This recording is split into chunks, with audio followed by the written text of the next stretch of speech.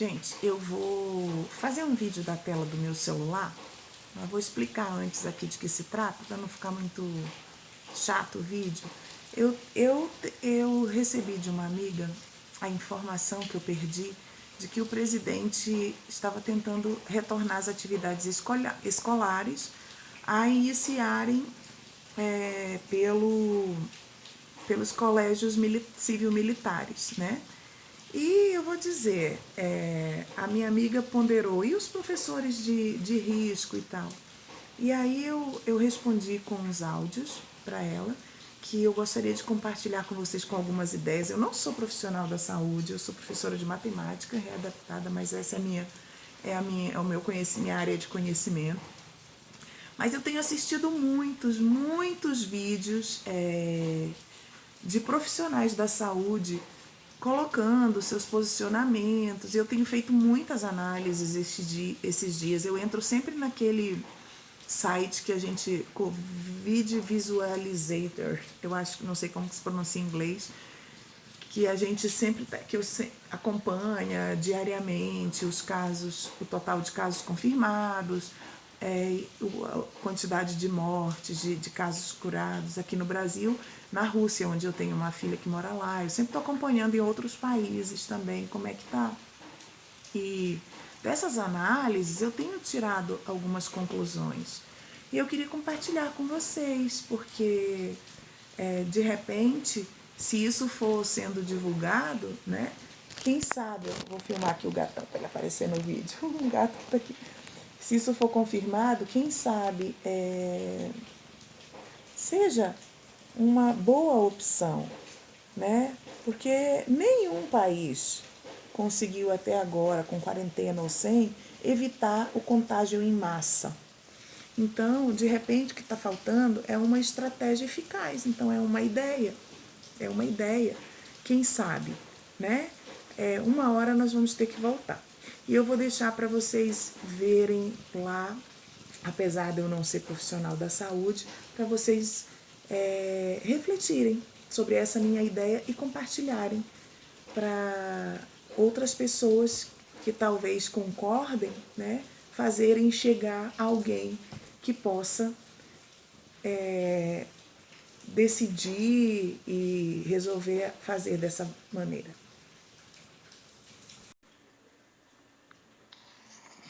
Rosana, eu entendo sim que tem professores, em todas as repartições tem grupos de risco, entendeu? Eu entendo sim que a gente tem que resguardar essas pessoas. Mas olha, a gente mais cedo ou mais tarde, Rosana, nós vamos ter que desenvolver uma estratégia para voltar. A gente vai ter que desenvolver. Mais cedo ou mais tarde a gente vai ter que voltar. Porque a gente não vai poder resguardar essas pessoas em isolamento até passar essa pandemia. Não tem como. Porque essa pandemia, ela só vai amenizar mais os casos depois que pelo menos uma boa parte, entre 60% e 70% da população, já tiver sido imunizada com contágio. Entendeu? Então tem que tomar as precauções? Tem. Eu acho que devia ter sido assim desde o início. Ao invés de parar tudo, deveria, chegou o Covid no Brasil. Então o que nós vamos fazer? Aquela primeira semana que o Ibanez e os outros governadores decretaram quarentena, nessa primeira semana, o certo, se tivesse mesmo preocupado em resolver a situação, sem querer pressionar politicamente ninguém, o certo nessa primeira semana seria secretário de saúde, secretário de educação, todos os secretários se reúnem, secretário de segurança, para decidirem critérios de fazer as coisas funcionarem, resguardando os grupos de risco, entendeu? Aí teria que ser lançado outro decreto, tipo, a gente vai voltar a funcionar, mas estará proibido filas, com as pessoas, aproximação menos de 2 metros, está proibido cumprimentos, não pode cumprimentar, tocar na mão. Os professores têm que usar máscaras, vão ter que dar aula com máscaras. Nem que estipularia os critérios. E cada repartição iria ver como que iria funcionar usando esses critérios. tipo, na área da educação, aí ia ver como que as escolas iam funcionar. Talvez não desse para atender todo mundo todos os dias.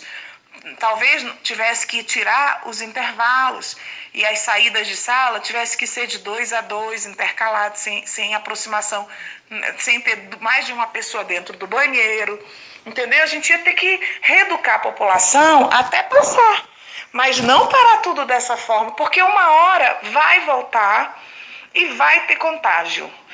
Agora, tinha que ter visto um contágio para ir acontecendo aos poucos, entendeu? Para que nós pudéssemos dar conta de atender os casos que forem ficando graves, porque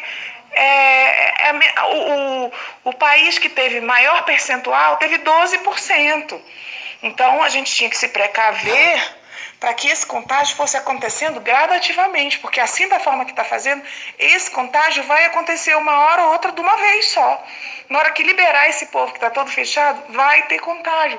Então, se não voltar aos poucos, vai dar problema. Qualquer momento vai dar problema.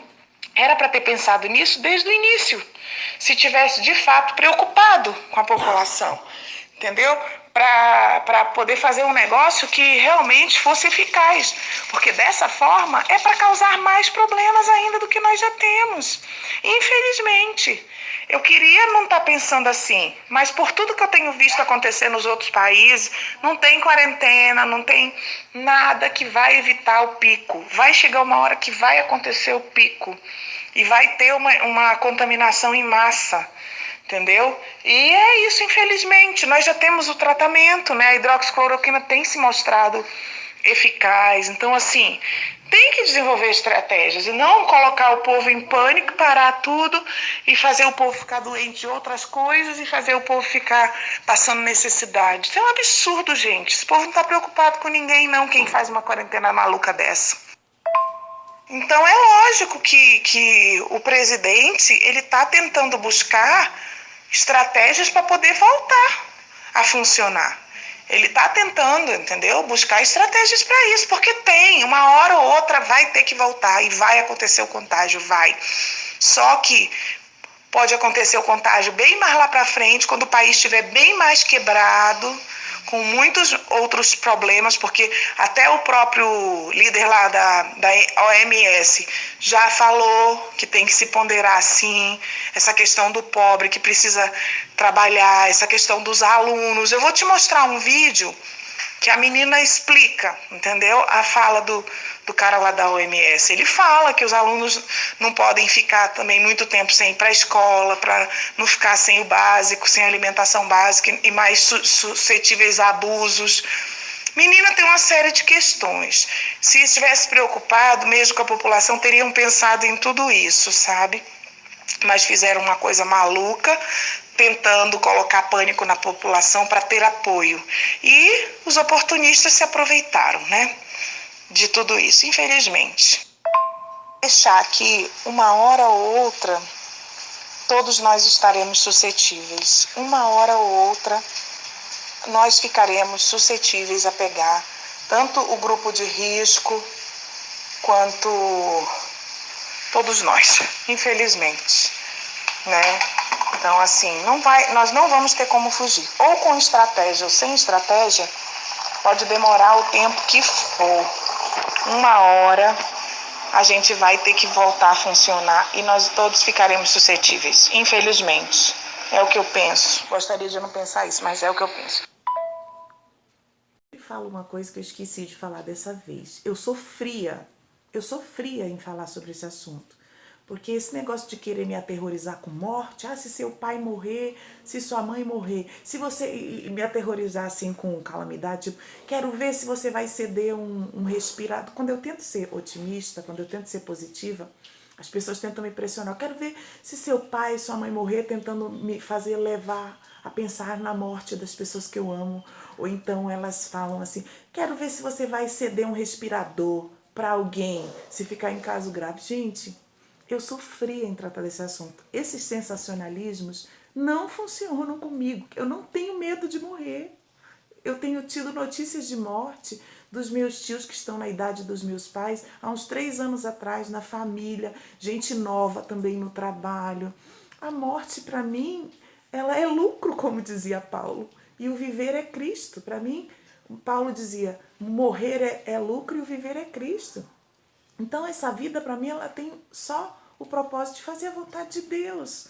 Quando eu já tiver cumprido esse propósito, eu peço a Deus que eu cumpra enquanto eu viver. Quando eu já tiver cumprido esse propósito, eu falei, eu quero morar no céu, é lucro.